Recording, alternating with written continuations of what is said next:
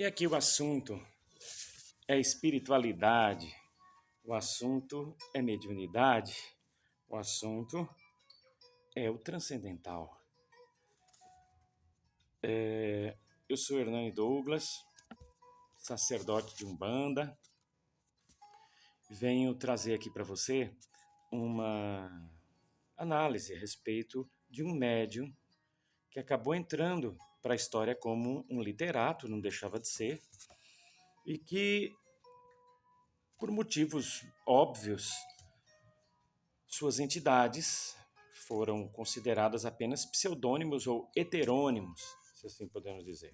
Estamos falando de Fernando Pessoa, nascido em 1888 e desencarnado em 1935.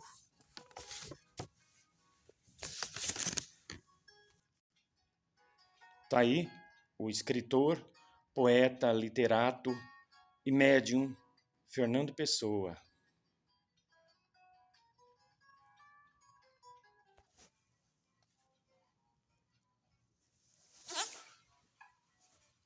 Português, Fernando Antônio Nogueira Pessoa, nasceu em Lisboa no dia 13 de junho de 1888. Foi um dos maiores escritores da língua portuguesa, se destacando por seu trabalho poético e sendo expoente da vanguarda modernista de Portugal no século XX. As entidades que ele manifestava acabavam se identificando com determinados nomes e aí acabaram encontrando os escritos deles, muitos não foram publicados, e acabaram entrando com esse termo, heterônimos. Aí, o que são heterônimos? São personalidades criadas por um escritor, olha só, cada um tendo suas biografias, filosofias, maneiras e estilos próprios de escrever. Heterônimos. Então tá. Os heterônimos, pessoanos, no caso, porque de Fernando Pessoa, portanto, pessoanos, ou quiser dizer pessoísticos, chegam a ser 127, mas 4 deles são os mais famosos e têm maior produção literária. São eles, provavelmente, os mentores que mais orientavam ele. Álvaro de Campos, estilo poeta modernista, emocional, exagerado, com traços futuristas. Filosoficamente, vivia muita questão do tédio, o excesso, a angústia da modernidade, uma pegada meio Schopenhauer. Ricardo Reis, estilo classicismo, usa odes e métricas latinas. A filosofia dessa entidade, o heterônimo, era inspirado no estoicismo e no epicurismo, lá filosofias gregas. O estoicismo levava as coisas ali muito a sério, né? Era muito metódico, muito moralistas. Os epicuristas, o que eu achava interessante nos epicuristas é que eles falavam muito que você tinha que viver o hoje, porque o amanhã e o ontem não existiam, não existem de fato. Ou você vive o hoje, ou simplesmente a coisa não vai viver. E valorizava muito a questão do equilíbrio, a razão e o prazer. O prazer moderado, dizia esta entidade, que era importante valorizar a matéria. Você vive na matéria, você tem que dar valor à matéria. Não pode renunciar à matéria, renegá-la, mas sem esquecer do espírito. Alberto Caeiro, outra entidade, que acabou levando o termo de heterônimo, dizia assim: estilo, poemas diretos, linguagem simples, sem metáforas e simbolismo.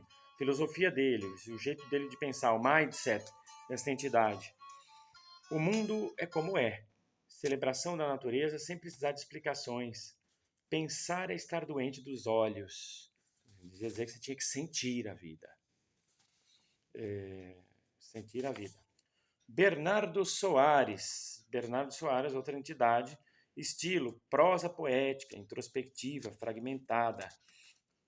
Escreveu até uma obra chamada Livro do Desassossego, uma espécie de diário poético e filosófico. Era introspectivo, fragmentado, mas no sentido assim, como é que eu posso dizer?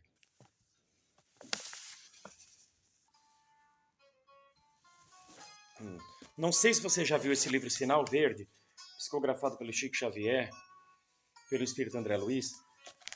Ele cita vários fragmentos que convidam a introspecção. Por exemplo, no texto aqui, Melindres. Não permita que suscetibilidades lhe conturbem o coração. Dê a outros a liberdade de pensar, tanto quanto você é livre para pensar como deseja. E assim vai citando, como se fossem versículos, né? O estilo do Bernardo Soares era mais ou menos esse, né? Mais ou menos esse. Bom, então vamos ler um pouco aqui sobre a poesia. O Alberto Caeiro, por exemplo, que era esse aqui, mais poemas diretos, linguagem simples, sem metáforas e simbolismos. Vamos lá. É noite. A noite é muito escura. Numa casa, a uma grande distância. Brilha a luz numa janela. Vejo-a e sinto-me humano dos pés à cabeça. É curioso que toda a vida do indivíduo que ali mora e que não sei quem é, atrai-me só por essa luz vista de longe. Sem dúvida que a vida dele é real, e ele tem cara, gestos, família e profissão, mas agora só me importa a luz da janela dele. Apesar de a luz estar ali, por ele a ter acendido, a luz é a realidade imediata para mim. Eu nunca passo para além da realidade imediata. Para além da realidade imediata não há nada. Se eu, de onde estou, só vejo aquela luz, em relação à distância onde estou, há só aquela luz. O homem e a família dele são reais, do lado de lá da janela. Eu estou do lado de cá, a uma grande distância. A luz apagou-se. Que me importa que o homem continue a existir? Esse poema é um poema extremamente profundo, porque quando ele está falando a luz que o homem acendeu, depois de uma certa hora, provavelmente a pessoa deu uma apagada na luz para descansar, né? Ele estava se referindo não simplesmente à luz física, o que é muito mais profundo. Ele estava se referindo à questão da percepção, o que chama em mim a atenção na vida do outro. O que chama em mim a atenção na vida do outro é tão breve como uma luz que pode ser apagada a qualquer momento.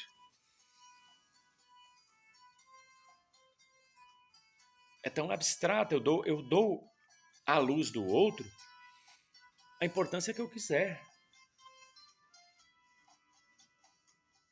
Eu dou o peso que eu quiser à luz do outro, a qualquer aspecto da vida do outro.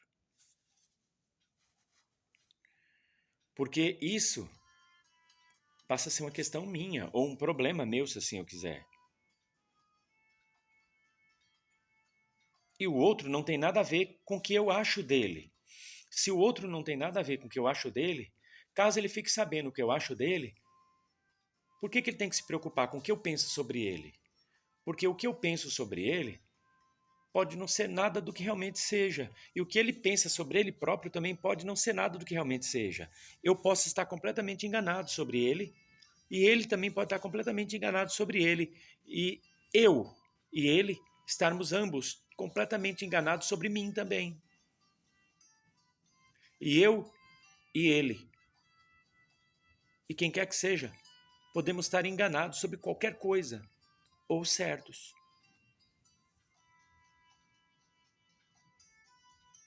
Então, por exemplo, se alguém chega e diz assim, te acho um chato, você não tem que ficar chateado, nem você tem que ficar chateado. Se eu chegar para você, que tá vendo esse vídeo, e falar, caramba, você é um saco, você é muito chato. Você não tem que ficar chateado. Porque se você é, não precisa se aborrecer, porque de fato é. Então como vai se aborrecer com a coisa que é? E se não é, não tem nem que ligar, porque você que tem que saber. E tá com a consciência tranquila que você não é. Então, minha opinião, o que importa para você? Se você começar a se preocupar com a minha opinião, você está dando poder para mim e diminuindo o seu. E se alguma coisa ruim lhe acontecer, você não pode reclamar, porque quem mandou você se desempoderar? Dando excesso de importância ao que eu penso sobre você ou o que quer que seja. E ainda tem gente que se mata por ideias, hein? Tem gente que se mata por ideias. Olha a pobreza de espírito de uma criatura dessa. Então esse poema ele vem nos convidar a essas reflexões e outras tantas. dessa entidade chamada Alberto Caeiro, que se manifestava psicograficamente através do médium Fernando Pessoa, que não deixava de ser um poeta. Tá. Aí aqui o próprio Fernando Pessoa escreveu isso aqui. Vamos crer que seja, né? Pelo menos ele assinou como Fernando Pessoa mesmo. Nas grandes horas em que a insólita avulta como um novo universo doloroso e a mente é clara como um ser que insulta, o uso confuso com que o dia é ocioso. Cismo embebido em sombras de repouso, onde habitam fantasmas e a alma é oculta. E quanto errei e quanto ou dor ou gozo, me farão nada, como frase estulta. Cismo cheio do nada, e a noite é tudo, meu coração que fala estando mudo. Repete seu monótono torpor na sombra, no delírio da clareza, e não há Deus, nem ser, nem natureza, e a própria mágoa melhor fora dor. Veja bem, aqui ele está falando sobre a capacidade de você lidar com seus próprios sentimentos, de olhar para si, jogar um olhar sobre si mesmo, mas um olhar renascedor. O que é um olhar renascedor? Um olhar renascedor é um olhar que batiza. Por isso aqui ele está dando um poder, ele era um homem do movimento humanista. Então, ele representa aquela ruptura da arte medieval para a nova arte moderna. Ele é um homem do Renascimento, ele é um homem do seu tempo. Então, uma grande característica que diferenciava o modernismo do medievalismo é que na arte medieval, seja literária, escultura, pintura, prevalecia-se o sacro, o que se considerava como sagrado. No modernismo, na Idade Moderna, Renascimento, predominava-se o humano e menos o sagrado. Mas não tão menos assim, tá? Porque senão poderiam sofrer determinadas anátemas ou anátemas, né? O que não era interessante para nenhum artista, né? Ser isolado e queimado na rodinha. Então, os caras, eles davam uma distanciada do medievalismo, mas não tanto também, né? Quem deu um passo maior nesse sentido foram os iluministas, já no século XVIII, metade do século XVIII em diante. Então aqui, Fernando Pessoa está convidando com esse poema a pessoa a fazer o seguinte, olha, lance um olhar renascentista sobre você mesmo, um olhar que renasce. Como você joga um olhar que renasce sobre você? Um olhar que faz você sair um pouco daquela coisa que fizeram você acreditar que era. Porque quando nós nascemos, a sociedade já está pronta, não acabada, mas está pronta. E já existe um comportamento aprendido pelos mais velhos, eles vão tentar passar esse comportamento através de um conjunto de hábitos e costumes para os mais jovens, para que os mais jovens sejam como eles e passem para frente isso para os filhos, netos, bisnetos, canchanetos e estrunchanetos. Mas você não é obrigado a seguir. Você pode virar o disco. Entendeu? E paga-se um preço por virar o disco. Porém, você só conseguirá fazer isso se você jogar um olhar renascedor sobre você mesmo. E esse olhar renascedor, ele tem que ser crítico. É esse olhar crítico sobre si mesmo que vai definir o seu renascimento. Um homem não nasce simplesmente na data do seu aniversário ou no local que consta lá o seu nascimento geográfico, físico. Mas sim onde e quando, num contexto de tempo e espaço, quando ele lança um olhar crítico sobre si mesmo, ele se redescobre quem ele realmente é, ou ela realmente é. Aí você renasce. Aí você renasce, você tem que se nomear. Você tem que dizer, eu sou tal coisa. Não necessariamente se rotular, mas se nomear. Ter certeza do que quer e do que não quer. Se redefinir. E deixe que a vida, as pessoas, quem quer, que dê o nome que for. Deixe os rótulos que as pessoas lhe coloquem, não se importe com eles. Então esse poema do Fernando Pessoa convida a isso. É um poema forte, é um poema profundo, pequeno, mas de uma grandeza anímica de alma, ó, E uma outra entidade dele, Álvaro de Campos, né, que era aquele mais modernista, mais emotivo, exagerado, com traços futuristas, tinha a filosofia de viver o tédio, o excesso, a angústia da modernidade. E agora, eu me distancio do sagrado e coloco todo o peso da minha responsabilidade no humano. Ou seja, é angustiante isso, porque na medida que você não tem mais o sagrado para botar a culpa, por que você não se tornou um grande violonista? Você tinha jeito, Deus não quis. Por que você não se tornou um grande marinheiro navegador? Deus não quis. No humanismo, não tem essa. Não. No humanismo, não foi porque Deus não quis. Foi porque você não se permitiu. Joga muito a responsabilidade no humano. Nem todo mundo está preparado para isso. Então gera uma angústia. Caramba, eu permiti que fizessem isso com a minha vida. Eu dei importância porque pensavam de mim. Eu deixei a cultura da época me ditar como ia ser a minha vida. Eu não queria ter sido assim, queria ter sido de outro jeito. Ou assim, assado. Né? Mas não pode culpar ninguém. Porque você, como microcosmos, também pode regular a sua vida com certa autonomia, sem depender necessariamente do religioso, do aspecto religioso. E não tem mais quem culpar, é você. Então isso gera uma angústia. E o Álvaro de Campos ele trazia isso nas suas poesias, o espírito Álvaro de Campos, através do médium Fernando Pessoa. Então veja um trecho de algo que o Álvaro de Campos escreveu, psicografou através do Fernando Pessoa. Acordo de noite, muito de noite, no silêncio todo. São tic-tac visível, 4 horas de tardar o dia. Abro a janela diretamente, está em português, no desespero da insônia, de repente humano. O quadrado com cruz de uma janela iluminada, fraternidade na noite. Fraternidade involuntária, incógnita, na noite, estamos ambos despertos e a humanidade é alheia. Dorme, nós temos luz. Mas você vai falar, não entendi, foi nada, é fraternidade involuntária no meio da noite, é janela diretamente, desespero da insônia, veja bem. Acordo de noite, muito de noite, no silêncio do todo. A noite é o lado sombrio, quando você toma consciência das suas sombras, das coisas que você recalcou.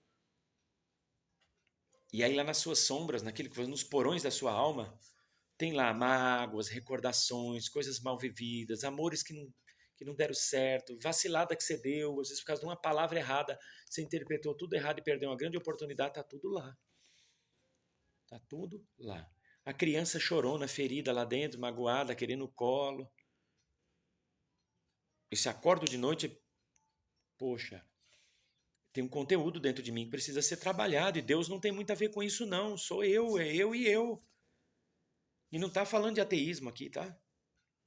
Está falando de autorresponsabilidade. Autoconsciência.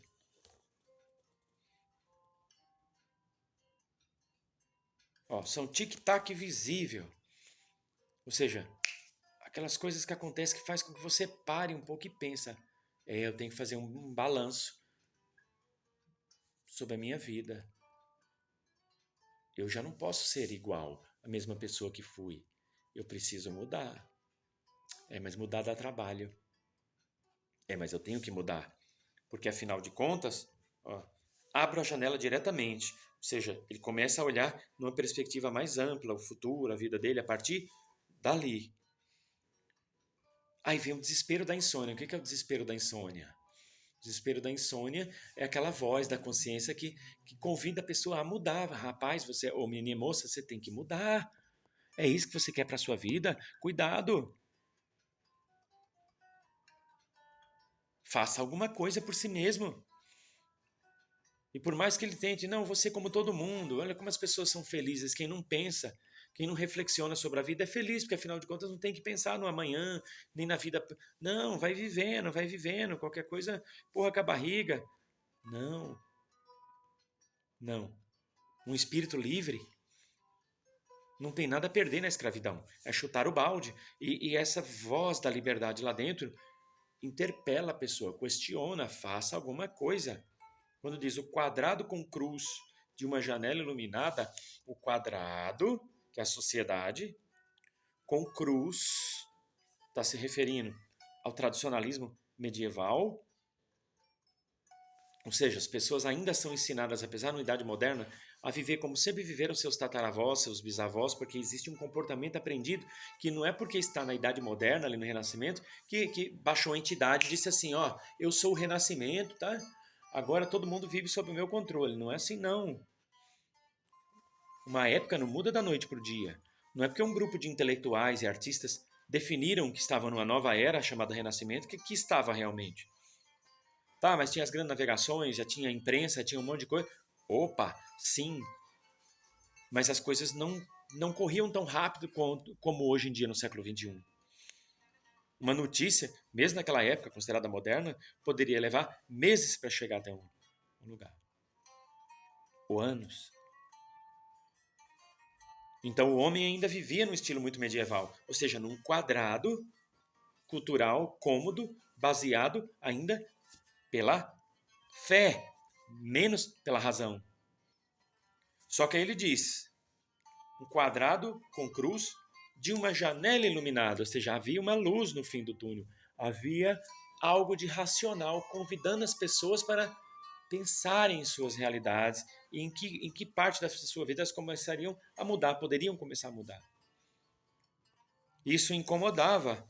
Fraternidade na noite, a noite era a Idade Média, ou o que restou dela mesmo na Idade Moderna. Fraternidade, o que era a fraternidade na noite? A poesia clássica grega, o convite à razão, mas não totalmente, porque quem veio dar esse chute, esse impulso à era da razão foram os iluministas, séculos depois do Fernando Pessoa, mas já tinha um embrião da racionalidade ali. Fraternidade involuntária, quer dizer que isso vem da alma, mais tarde ou mais cedo o ser humano, por tendência própria de evoluir, de caminhar para frente, já ia chutar o pau da barraca. A Idade Média não poderia durar para sempre. Incógnita na noite, só que ninguém sabe como vai ser. Tá à deriva. Entende? Estamos ambos despertos. E a humanidade é alheia. Ou seja, um grupo de pessoas pensando no amanhã com a consciência mais desperta, de dar mais peso à razão do que à emoção ou à fé.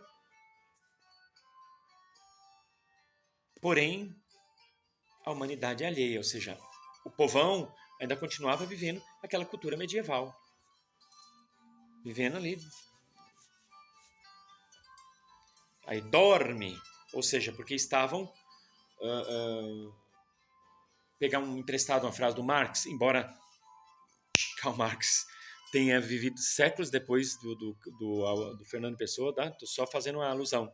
Marx dizia a religião é o ópio do povo. Aqui ele quis dizer que a humanidade, naquela época, vivia sob uma espécie de torpor, como se alguém tivesse colocado um ópio. Olha, vivam assim, né? Sob os ditames da religião, que tá tudo bem, para quê? Entendeu? Para quê? Pensar muito no amanhã, para que você ficar, sabe, crise existencial, que nada, para que crise existencial? Crise existencial é, não, só põe as coisas só na mão de Deus, só, e um Deus segundo a religião, né? Era aquele Deus do Spinoza que liberta, entre aspas, um Deus que pune, que mantém todo mundo ali dentro de um aprisco.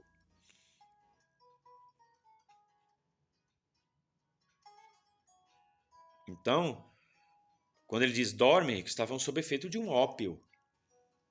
Pegando emprestada a ideia lá. Eu estou pegando emprestada aqui a ideia do Marx de a religião é o ópio do povo. Nem todas, né? Tem religião que tem um convite à libertação, embora haja um limite em todas elas, nesse sentido de libertação. Né? Mas...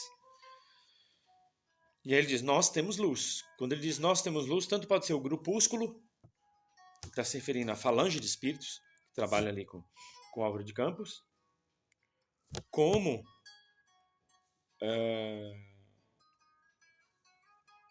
ele pode estar se referindo a um grupo, um movimento pequeno, renascentista, que já dá um peso maior à razão do que a emoção ou do que a fé. Então é isso. Então, estamos aí, né, nessa análise. Bom, espero que vocês tenham compreendido um pouco da obra desse médium, Fernando Pessoa. Um pouco da obra desse médium, Fernando Pessoa, que muito contribuiu, não só com a questão literária, mas com a questão poética e espiritualista. E alguns perguntam, ele sabia se tratavam de espíritos? Talvez no começo não, mas com o tempo ele se deu conta de que ele estava a serviço de algo maior, assim como todos nós.